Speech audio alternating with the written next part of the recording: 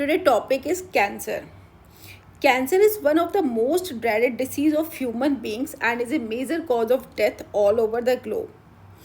आजकल कैंसर से बहुत लोग मर रहे हैं. बहुत सारे टाइप के कैंसर होते हैं. आपको माउथ कैंसर हो जाता है, ब्रेस्ट कैंसर हो जाता है, लंग कैंसर हो जाता है, बहुत सारे कैंसर हो जाते हैं. तो और सबसे ज़्यादा dreaded disease of the human beings. Okay, more than a million Indians suffer from cancer and a large number of them die from it annually. बहुत सारे लोग इससे पीड़ित हैं और इसका कोई मेजर इलाज नहीं है. देखिए बहुत सारी चीज़ें होती हैं, मैं भी आपको बताऊंगी आगे, कीमोथेरेपी, रेडिएशंस, बट फाइनली अगर एक स्टेज के बाद कैंसर है ना तो उससे फिर कुछ होता नहीं है, फाइनली डेथ हो जाती है. मेरी जान पहचान में भी बहुत सारे लोग हैं जिनकी, बहुत सारे लोग तो नहीं है बट 3 to 4 पीपल्स हैं जो बिल्कुल ठीक थे एक टाइम पे और कैंसर उनको लास्ट स्टेज में पता चला और फिर उन्होंने बहुत रेडिएशंस लिए, कीमोथेरेपी कराई, बट अभी तो उनकी डेथ हो गई. चलिए, डिफरेंस बिटवीन नॉर्मल, क्या डिफरेंस होता है, what is cancer cells. Firstly देखिए, नॉर्मल सेल्स क्या होती हैं, कंट्रोल सेल डिवीज़न, एक लिमिटेड सेल डिवीज़न होता है. कैंसर सेल होती क्या है, जो नॉर्मल सेल्स होती हैं ना उनका अनकंट्रोल्ड सेल डिवीज़न होने लगता है. वो एक चीज़, एक वर्ड होता है कॉन्टेक्ट इनिबिशन. तो जो हम लोग की नॉर्मल सेल्स होती हैं ना उनमें कॉन्टेक्ट इनिबिशन की क्वालिटी पाई जाती है.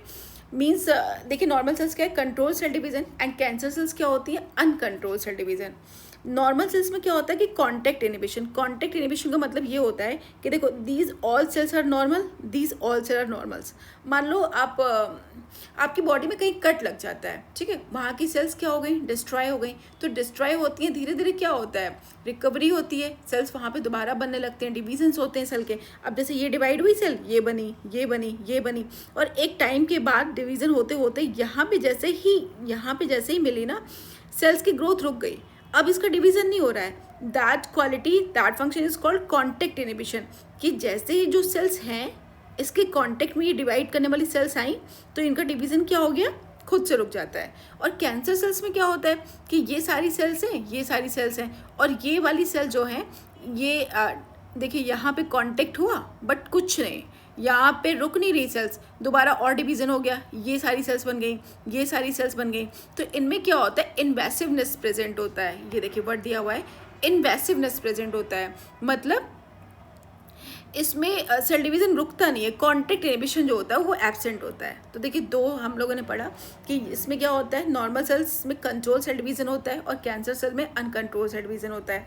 नॉर्मल सेल्स में क्या होता है, कॉन्टेक्ट इनिबिशन प्रेजेंट होता है, और कैंसर सेल्स में क्या होता है कि कॉन्टेक्ट इनिबिशन एब्सेंट होता है. इसके बाद थर्ड पॉइंट क्या होता है कि इन्वेसिवनेस एब्सेंट होता है. इन्वेसिवनेस का मतलब यही होता है कि जैसे ही कॉन्टेक्ट में आई सेल्स, ये फर्स्टली डिवीज़न हुआ, ये बना, ये बना, ये बना, ये बना, डिवीज़न होता जा रहा है, और यहाँ पे जैसे ही कांटेक्ट में आई ना, इस सेल का क्या हो गया, डिवीज़न रुक जाता है. मतलब इन्वेसिवनेस क्या होता है, एब्सेंट होता है. But in cancer sales invasiveness present होता है. भले ही कांटेक्ट में आ गई बट फर्दर डिवीज़न हुआ, ये सेल्स बन गई, ये सेल्स बन गई, तो यहाँ पे अ ग्रुप ऑफ सेल्स बन जाती हैं, दैट इज़ कॉल्ड कैंसर. इसमें क्या होता है, मोर्टेलिटी प्रेजेंट होती है, और ये क्या होती है, इमोर्टल सेल्स होती हैं, इनकी डेथ नहीं होती, ये और बढ़ती जाती हैं. टीलोमरेज एंजाइम इनएक्टिव होता है इसमें, एंड इसमें क्या होता है, एक्टिव. अब देखो, what is the function of telomerase enzyme, इसका फंक्शन क्या होता है. देखो, टीलोमरेज एंजाइम में क्या आता है, ये नॉर्मल सेल्स है, ओके, ये कैंसर सेल है, ठीक है. अब देखो, नॉर्मल सेल्स में क्या होता है, क्रोमोसोम्स प्रेजेंट है, ये क्या है, क्रोमोसोम्स प्रेजेंट है, और इसमें क्या लगे होते हैं, टीलोमर सीक्वेंस. ये एंड में क्या लगे हुए हैं बेटा, telomere sequence, okay. After 50 cell division हुआ, एवरी सेल डिवीज़न के बाद क्या होता है कि टीलोमर सीक्वेंस ये एंड से डिस्ट्रॉय हो जाते हैं.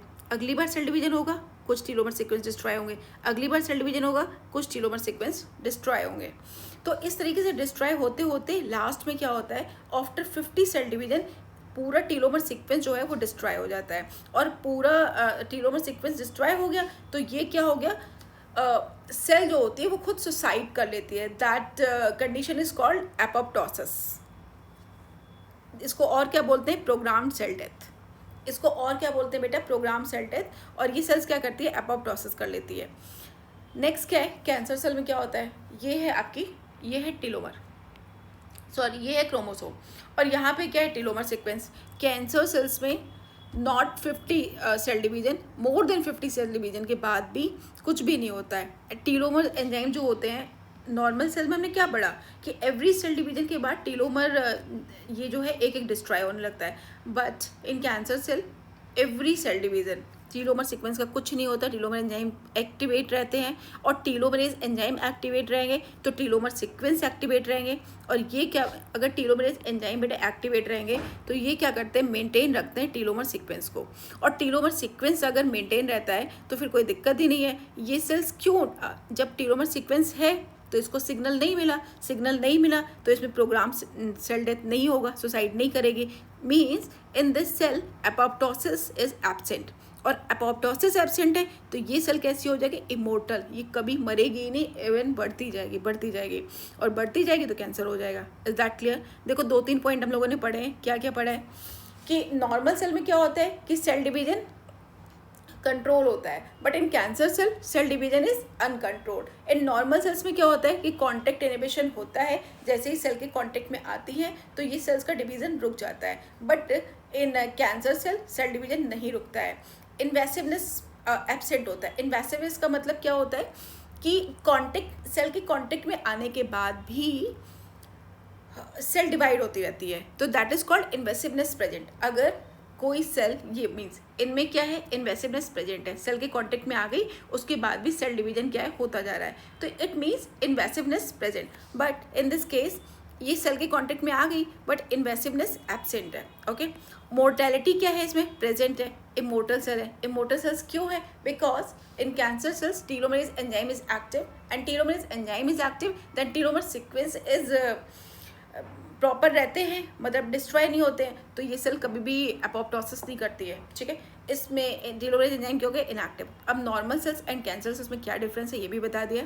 नॉर्मल सेल्स में क्या होता है कि एपोप्टोसिस होती है, और कैंसर सेल में एपोप्टोसिस एब्सेंट होती है। एपोप्टोसिस एब्सेंट रहती है, so these cells are immortal. Is that clear? Okay, अब देखो होता क्या है, ये कोई आपकी सेल है, ये न्यूक्लियस है, यहाँ भी न्यूक्लियस है। सेल सिग्नल आया, इसके रिसेप्टर से बाइंड हुआ, तो सेल का साइज क्या हो गया, इंक्रीज। ओके, सेल का साइज इंक्रीज हुआ तो उसके बाद क्या हो गया, इसमें हो गया सेल डिवीजन। बात समझ में आ रही है? इसमें क्या हो गया, सेल डिवीजन। सेल डिवीजन होता क्यों है, एक रीजन ये भी है क्योंकि यहाँ पे साइक्लिन डिपेंडेंट काइनेज प्रेजेंट होते हैं। साइक्लिन डिपेंडेंट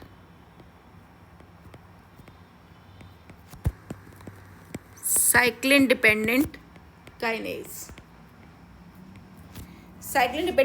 प्रेजेंट होते हैं। सो वन सेल का साइज इंक्रीज हुआ, and after the increase of size cell is divide into 2 cell division.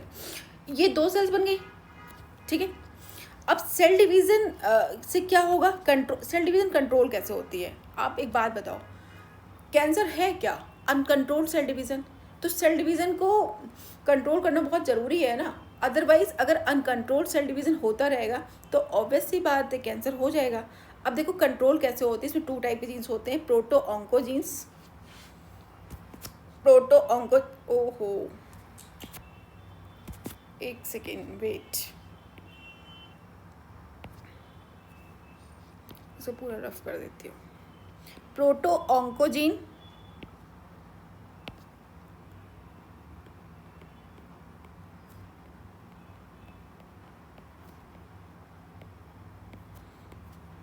ठीक है, ओके।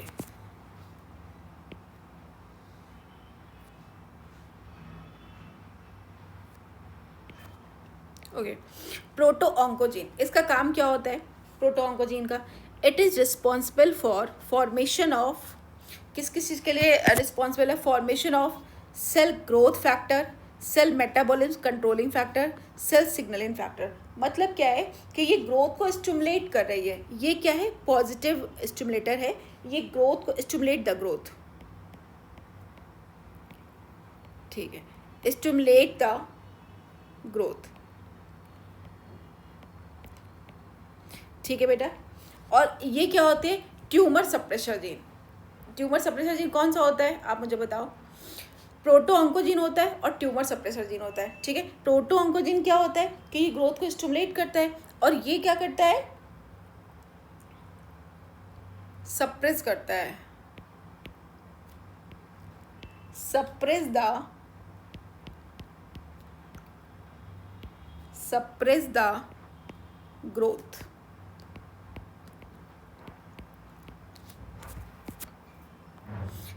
ठीक है, प्रोटो ऑन्कोजीन होता है और क्या होता है, ट्यूमर सप्रेसर जीन। ठीक है, प्रोटो ऑन्कोजीन क्या होता है, स्टिमुलेट करता है ग्रोथ को। It is responsible for formation of cell growth.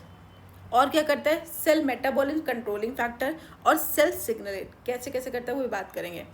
और ये ट्यूमर सप्रेसर जीन जो करता है वो क्या करता है, नेगेटिव इफेक्ट देता है, सप्रेस द ग्रोथ। ठीक है, इसमें क्या होता है, सेल साइकिल चेक पॉइंट्स होते हैं, जैसे कि G1 check point, P53 gene point, gene या प्रोटीन मान लो, P53 जीन इसमें प्रेजेंट होते हैं। इसका काम क्या होता है, G1 फेज में P53 का स्पेशल काम क्या होता है, G1 फेज में कोई म्यूटेशन तो नहीं हो गया है, S फेज में तब चेक करूँगी जब G1 फेज में सब ओके है। ठीक है, तो G1 फेज पहले चेक कर लेते हैं, फिर S फेज। इस तरीके से अलग अलग फेज को चेक करने के लिए अलग अलग प्रोटीन होते हैं, अलग अलग जीन होते हैं।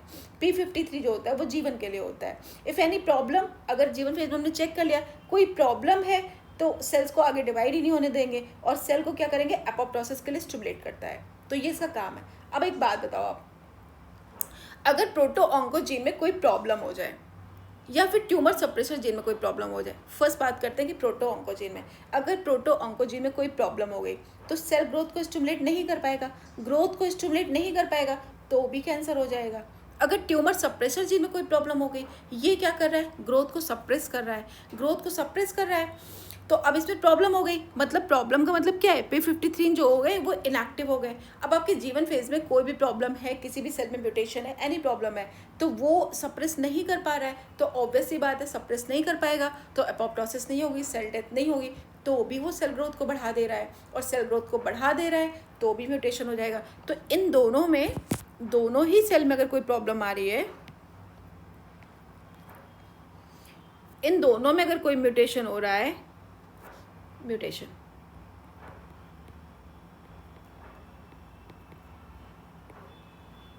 हो रहा है तो क्या हो जाएगा, cancer. Is that clear? Okay, ये तो हो गए कॉन्सेप्ट। अब आगे की बात करते हैं, अब जो एनसीईआरटी में अपने पास दिया हुआ है। ठीक है, अब देखो कोई नॉर्मल सेल है, उसमें कैंसर क्यों होता है, बहुत सारे रीज़न होते हैं। फर्स्ट रीज़न तो क्या है कि फिजिकल कार्सिनोजन की वजह से, X rays, gamma rays, ultraviolet rays को इफेक्ट कर देगी। केमिकल कार्सिनोजन की वजह से या फिर बायोलॉजिकल कार्सिनोजन की वजह से, अगर कोई वायरस इफेक्ट कर देता है तो नॉर्मल सेल जो है वो किस में हो जाएगी, कैंसर सेल में डिपेंड हो जाएगी, मतलब ऑन्कोजीन ट्रांसफॉर्मेशन हो जाएगा। इससे क्या होगा कि ये नॉर्मल सेल है, इसमें बहुत सारे, देखो पहली बात तो इसको बेनिग्न ट्यूमर कहते हैं। इसमें क्या है, अनकंट्रोल डेथ हुई है, अनकंट्रोल जो है सेल ग्रोथ हुई है, डिवीजन हुआ है, कितनी सारी सेल्स बन गई हैं। ठीक है ना, और ये कैप्सुलेटेड फॉर्म है। कैप्सुलेटेड फॉर्म का मतलब क्या है कि एक जगह पे प्रेजेंट है, तो वहीं पे है ना सिर्फ कैंसर, तो so it is called benign tumour. Benign का मतलब क्या होता है, दयालु, ये थोड़ी दया खा जाता है। ठीक है, इसके पास देखिए ये ब्लड वेसल्स हैं, तो जितना आपकी बॉडी में, इसीलिए क्या होता है ना, जिन लोगों को कैंसर हो जाता है वो बहुत ऐसे कमज़ोर से हो जाते हैं, क्योंकि बॉडी में वो जो भी न्यूट्रिशन ले रहे हैं, जो भी खा पी रहे हैं ना, सारा देखो ब्लड वेसल्स कितनी सारी, ये सारी ब्लड वेसल्स यहाँ पे बन गई हैं, तो सारा न्यूट्रिशन इन सेल को मिल जा रहा है, और इन सेल को सारा न्यूट्रिशन मिल रहा है, तो ये सेल अच्छे से ग्रोथ कर रही है, पनप रही हैं। बॉडी की जो अदर सेल्स हैं जिनको चाहिए न्यूट्रिशन को मिल नहीं पा रहा है, और इनकी ज़रूरत नहीं है, इनको मिल रहा है, बाकी को मिल नहीं रहा है, तो बाकी फिर से लोग कमज़ोर हो जाते हैं। तो देखो बेटा, ये क्या है, कैप्सुलेटेड फॉर्म है, बेनिग्न ट्यूमर होता है। ठीक है, दैट इज कॉल्ड नियोप्लाज्म। और ये सेल्स कौन सी हैं, न्यूप्लास्टिक सेल्स हैं। ओके, न्यूप्लास्टिक सेल्स रिलीज क्या करती हैं, एंजियोजेनेसिस फैक्टर। इसका काम क्या होता है, ये ब्लड वेसल्स को, ट्यूमर सेल के अराउंड जो ब्लड वेसल्स है उनको इंक्रीज कर देता है। जब इंक्रीज कर देगा तभी तो इनको प्रॉपर न्यूट्रिशन मिल पाएगा। बात समझ रहे हो कि देखो हुआ क्या, कोई नॉर्मल सेल थी, नॉर्मल उसका सेल डिवीजन हो रहा था, आराम से सब कुछ चल रहा था, बट अगर कोई कार्सिनोजन उस पर इफेक्ट कर देता है, like physical carcinogen, chemical carcinogen या बायोलॉजिकल कार्सिनोजन, कोई इफेक्ट किया तो उससे क्या हो गया, ऑन्कोजीन ट्रांसफॉर्मेशन हो गया। इससे क्या हुआ बेटा कि बेनिग्न ट्यूमर बन जाता है। बेनिग्न ट्यूमर क्या होता है, ये क्या होता है, नियोप्लाज्म होता है। बेनिग्न ट्यूमर का मतलब ये है कि अंदर जो सेल्स होती हैं वो अनकंट्रोल्ड सेल डिवीजन स्टार्ट हो गया। ठीक है, बट अभी ये बेनिग्न क्यों है, क्योंकि ये अभी कैप्सुलेटेड फॉर्म में, बॉडी के एक पार्ट में, पूरी बॉडी में नहीं फैला हुआ है। अब इसमें क्या है, these all cells is called neoplastic cells. Okay, ये क्या रिलीज करेंगी, angiogenesis factor. Neoplastic cells releases angiogenesis factor, और एंजियोजेनेसिस फैक्टर करता क्या है कि ट्यूमर सेल्स के अराउंड ब्लड वेसल्स को इंक्रीज कर देता है। उससे क्या होता है कि increase transport of nutrient towards cancer cell. जो कैंसर सेल्स होती हैं उनको क्या मिलने लगता है, न्यूट्रिशन मिलने लगता है। बात समझ में आ गई। अब ये तो हो गई बेनगिन की बात हो गई, आगे बात चलो। अब एक टाइम क्या हुआ कि जो कैप्सुलेटेड फॉर्म था ना उसका ब्रेक डाउन हो गया, तो ये ट्यूमर सेल जो है वो स्प्रेड होने लगी, दैट इज़ कॉल्ड मेटास्टैसिस। ठीक है, मेटास्टैसिस क्या होता है, कैंसर या इस टाइप के कैंसर को क्या बोलते हैं, मैलिग्नेंट ट्यूमर। ये 2 पार्ट में हो गया, यहाँ पे नया ट्यूमर बन गया, यहाँ पे नया ट्यूमर बन गया। बॉडी के अभी जो चीज़ कैप्सुलेटेड फॉर्म में थी, बॉडी के एक पार्ट में थी, वो धीरे धीरे बॉडी के अदर पार्ट में फैल जा रही है, and that is called malignant tumour. Okay, ये आपका एनसीईआरटी का पूरा यही दिया हुआ है कि क्या होता है कि कोई नॉर्मल सेल है, एक बार मैं दोबारा रिवाइज कर दे रही हूँ कि नॉर्मल सेल है, उसमें फिजिकल कार्सिनोजन, केमिकल कार्सिनोजन या बायोलॉजिकल कार्सिनोजन किसी ने इफेक्ट किया, ऑन्कोजिन ट्रांसफॉर्मेशन हो गया, ऑन्कोजिन ट्रांसफर हो गया तो सेल की अनकंट्रोल्ड ग्रोथ होने लगी, तो these are called neoplastic cells. Okay, but when tumour is present in capsulated form, that is called benign tumour. Okay, neoplastic cells releases angiogenesis factor, and angiogenesis factor releases उसका काम क्या है, angiogenesis factor, कि ये tumour cells के around blood vessels को increase कर देता है। ब्लड वेसल्स बढ़ गई तो अब बॉडी में अब जो भी खा रहे हो, जो भी न्यूट्रिशन आपको मिल रहा है, वो पूरा किसको मिल जा रहा है, कैंसरस सेल्स को। ओके, अब इसके बाद ये जो बेनगिन ट्यूमर था वो फट गया, कैप्सूल जो है वो बस्ट हो गया, तो ये स्प्रेडिंग ट्यूमर सेल्स चारों तरफ फैल गई। इससे क्या हो गया, metastasis. That condition is called metastasis. इसको क्या बोलते हैं, कैंसर और मैलिग्नेंट ट्यूमर कहते हैं। जब कोई भी बेनगिन फॉर्म में होता है, कैप्सुलेटेड फॉर्म में होता है, वो स्प्रेड हो जाता है, फट जाता है और बॉडी के अदर पार्ट्स में फैल जाता है कुछ सेल्स, और वहाँ फिर बिकॉज उसके चारों तरफ क्या है, एंजियोजेनेसिस फैक्टर तो रिलीज हो रहा है, तो उसके चारों तरफ ब्लड वेसल्स इंक्रीज हो जाएंगे, उसको तो प्रॉपर न्यूट्रिशन मिल रहा है। आप जो भी खा रहे हो पूरा न्यूट्रिशन किसको मिल रहा है, कैंसर सेल्स को। तो दिस टाइप ऑफ कैंसर जो पूरी बॉडी में फैल जाता है, that is called malignant tumour. Clear. Causes of cancer क्या कहते हैं, फिजिकल, केमिकल और biological agent, these agents called carcinogens. जो भी नॉर्मल सेल्स को इफेक्ट करते हैं वो सारे कैंसर के फैक्टर क्या कहलाते हैं, कार्सिनोजेंस। फिजिकल कार्सिनोजेंस क्या क्या होते हैं, एक तो आयनाइजिंग रेडिएशंस होते हैं। ओके, आयनाइजिंग रेडिएशंस होते हैं, उसमें क्या क्या होते हैं, X rays and gamma rays. Non ionising radiation होते हैं, ये क्या होते हैं, ultraviolet causes and DNA damage. Okay, उसके बाद देखो क्या है, केमिकल कार्सिनोजेंस क्या होते हैं, tobacco smoke have been identified as a major cause of lung cancer. जो लोग कंटिन्यू टोबैको खाते हैं आजकल, तो टोबैको स्मोक जो लोग बहुत ज़्यादा लेते हैं ना, उनको क्या होता है, लंग कैंसर का बहुत ज़्यादा खतरा होता है। बायोलॉजिकल एजेंट क्या होते हैं, cancer causing viruses like oncogenic virus like HP, है ना, इनकी वजह से हो जाता है। कैंसर डिटेक्शन कैसे होता है, अब कैंसर कोई छोटी मोटी बीमारी तो है नहीं, कैंसर, एड्स, ये सब छोटी चीज़ें तो है नहीं।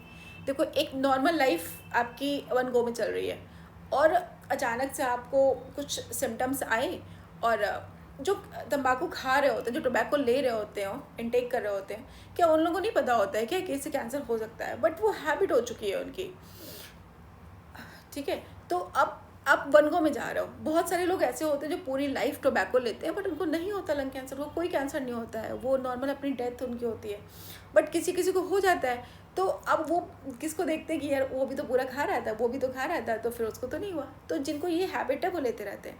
आपकी लाइफ चल रही है, ठीक है, अचानक से आपको पता चला कि you are diagnosed with AIDS, you are diagnosed with cancer, तो ये इतनी बड़ी चीज़ हो जाती है ना, तो ऐसे तो मानेंगे नहीं। आप देखो कैंसर का डिटेक्शन कैसे करते हैं, बायोप्सी करते हैं या फिर करते हैं हिस्टोपैथोलॉजिकल स्टडीज़ करते हैं, या फिर क्या होता है, रेडियोग्राफी कराते हैं।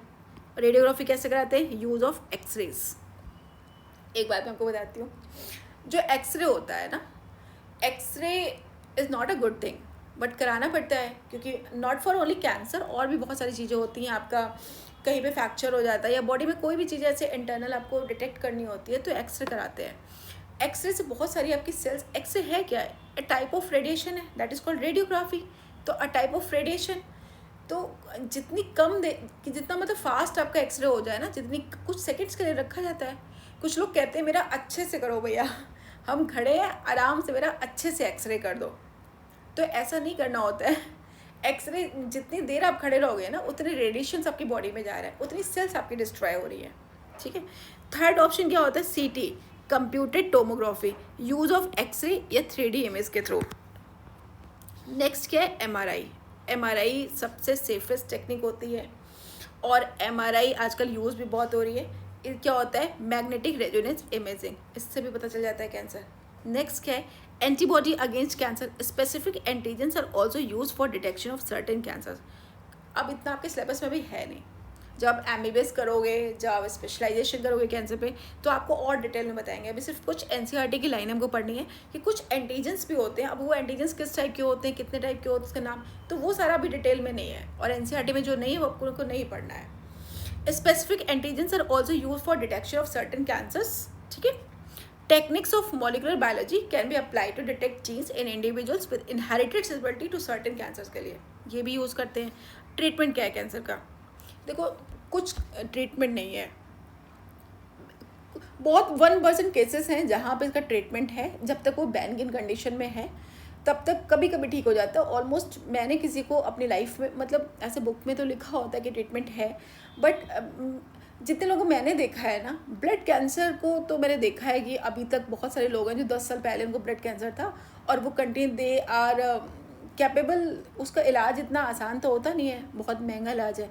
तो अगर आपके पास इतने पैसे हैं, और पैसे के अलावा अगर आपकी लाइफ कुछ चीज़ें होती ना कि अगर आपको जीना है अभी, तो ब्लड कैंसर को मैंने देखा है कि 10 साल पहले उनको था और अभी तक वो ठीक है, मतलब ठीक है, हाँ जिंदा है मतलब। तो क्योंकि टाइम टू टाइम उनका ब्लड जो है वो चेंज होता रहता है। इसमें भी बहुत सारी चीज़ें होती हैं कि कभी किसी गलत इंसान का ब्लड आपकी बॉडी में आ गया तो उसको आपको HIV होने का खतरा होता है ना, कभी नेडल, बहुत सारी चीज़ें होती हैं, बट वो भी हैं सेफ, ओके। बट ये कैंसर जो होते हैं, जैसे ये वाले इलाज जो होते हैं, रेडिएशन थेरेपी, कीमोथेरेपी, इम्यूनोथेरेपी, मैंने इसमें किसी को बचते हुए नहीं देखा है। हो सकता है कुछ होते हो, बट मैंने जितने लोगों को देखा है अल्टीमेट उनकी डेथ हो गई 2 से 3 साल, 4 साल मैक्सिमम। तो ये थोड़ा सा मुझे लगता है कि एज आपकी बढ़ा सकते हैं, 2-3 साल आप जिंदा रहते हो।